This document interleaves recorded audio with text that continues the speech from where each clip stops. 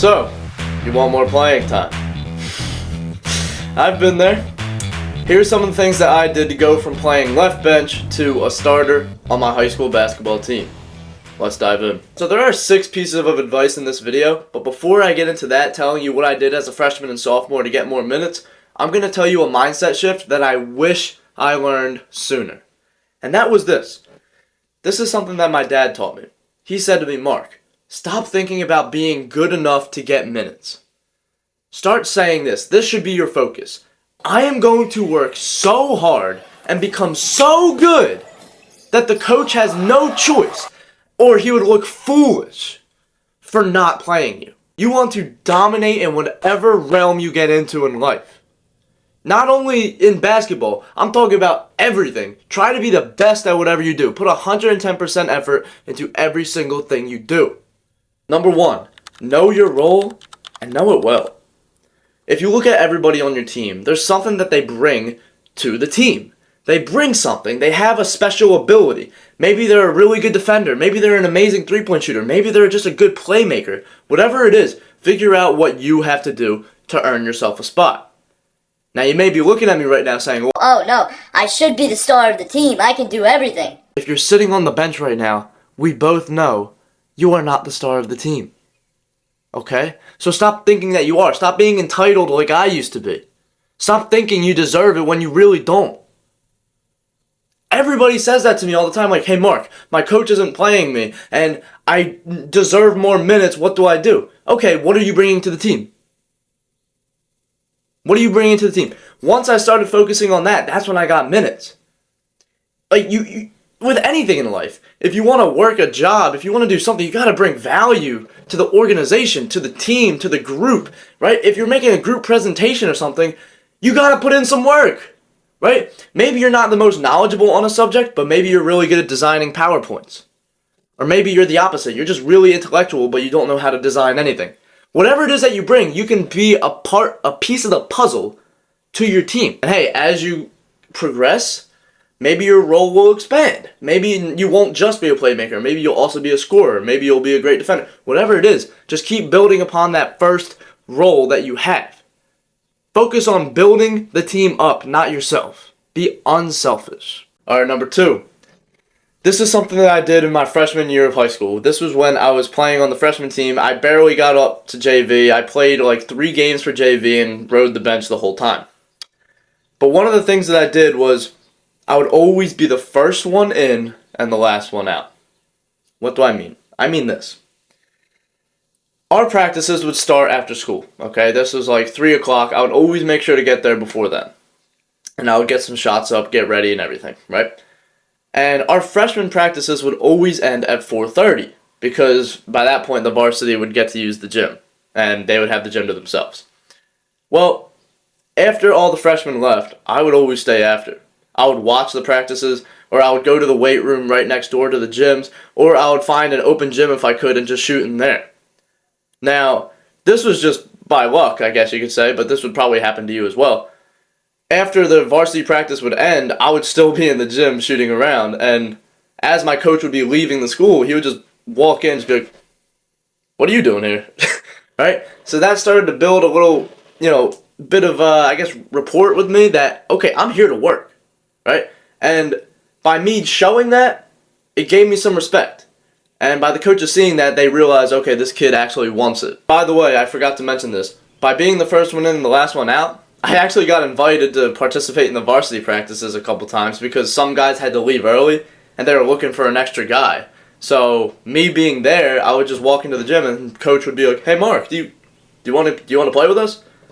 Of course I do. Yeah, let me get in the scrimmage, right? And so that helped me play with the older guys more and I progressed better because, well, they were just better than me at the time. So be the first one in, last one out. By the way, if you have an excuse about, oh, I can't be the first one in and last one out because I can't drive yet, something that I did was I told my parents, hey, look, our practice ends at 6 o'clock, so please just pick me up at 6. Our practice ended at 4:30, but the varsity practice ended at 6. So that's why I would tell my parents that. I would say like 6:30 or 6. So you don't have to tell your parents, hey, I'm staying after just to stay after. Just tell them practice ends at that time, so maybe that will give you a better chance to get picked up at that time. I'm not telling you to lie, okay? I'm not telling you to lie. I'm just saying. Number 3, be loud. You ever heard the quote, the squeaky wheel gets the oil? Be the squeaky wheel. You're on defense, you go, hey, I got you, I got him, hey, yo, you come here, hey, he's cutting. If you're loud, coaches are gonna see that, right? Something that a lot of freshmen struggle with is being able to use their own voice. You see it in drills, you see it in workouts and practices and in games. The coaches are always yelling at the freshmen, like, can you open your mouth and talk, please? Can you say something, right? Because when you're just quiet, the instant reaction from a coach, I've had this happen so many times where I'll be standing next to a coach on the sidelines watching something, and while somebody's just over there silent like this, just playing defense, the coach will always look at me and go, he doesn't want to be out there. That's happened so many times. So by you talking, by you being loud, it can create the opposite effect and be like, man, that kid wants to play some ball. That kid loves the game. So maybe they'll think twice about putting you on the bench because they know you can bring life to the team. You can bring a spark. Keep that in mind. Number 4, I learned this one from my older brother. Control what you can control and don't worry about everything else.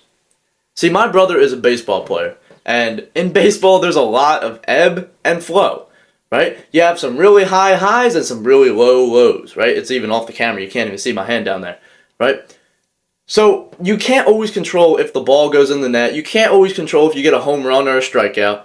But you can control a couple things. That being your attitude, your effort, and how you treat everybody else on the team. Maybe when you're having a bad game, you're hyping everybody else up. Number 5. This is partially connected to number 4. But I made it as its own one because I want to explain it. Always show up with a positive attitude. This is something that I struggled with from time to time because, well, it's kind of hard to be happy all the time. I'll be honest with you, man. But if you always show up with a positive attitude, everybody likes that, right? You can just think about one teammate in your head that's always positive, and you're like, man, I love playing with that guy, right? You could be having a bad game or a good game, or you can be on a losing streak or a winning streak, and no matter what, you're a boost to everybody else's morale. And I'm not talking about the corny guy that walks into the locker room after you won by 30, just like, we played really well today. Don't lie, okay? But instead of being all sad about it, man, we stink. No, you could just say, all right, man, hey, tough one. We'll get the next one, right? Don't overanalyze every loss. Don't overanalyze every single mistake. Just appreciate the game. Just love the game. Okay, and spread your love of the game to everybody else. Be the reason why your team is so close, if that makes sense. I want you to be the glue to your team. I want you to be the bond that holds everybody together. Don't underestimate the power of positivity. Number 6, make the most of all the opportunities you get. I remember the pain of getting into a game, and it's like 3 minutes left in the game because it's garbage time. And I get in there and I'm so nervous, I'm tense, and I make a mistake. And at the time, when I made one mistake, I was just subbed out of the game immediately, which was unfortunate. But that's how it goes for the younger guys. But every opportunity that you get is a chance to prove yourself as worthy of playing in the game. Now, when I say make the most of every opportunity you get, sometimes you're going to mess up, sometimes you're going to make mistakes, and that will ultimately get you subbed out. But sometimes, now this is a very big sometimes, maybe if, right? One of those situations, an if situation. If you get in the game, if you are confident, or at least you look confident, you look comfortable out there, and even if you make a mistake, you're still boosting morale, you're hyping everybody else up, you might stay in there longer. Something that I found when I was struggling to get minutes, whenever I was in there and I was loud, I was talking, I was trying to be a spark for the team, even if I wasn't doing well, it helped the team succeed. So, the next time you're sitting on the bench and you finally get your name called, hey, yo, Mark, get in the game. So you're kneeling next to the little thing there, the scores table, and you finally check in. Instead of being like this, all tense and nervous, relax, right? Because some things are in your control. Alright, so let me give you some context for the clip I'm about to show you. This was in my sophomore year of high school when I got little to no playing time. I scored 13 points on the year in total, but The star player of our team fouled out of the game, and it was up to me to hit the game-winning shot. This is what I mean by making the most of your opportunities.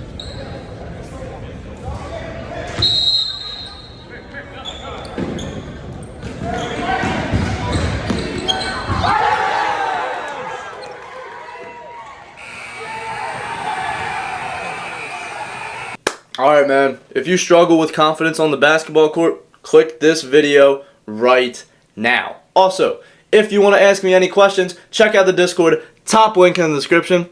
And as always, keep God first. Good luck, bro. I'll see you, man.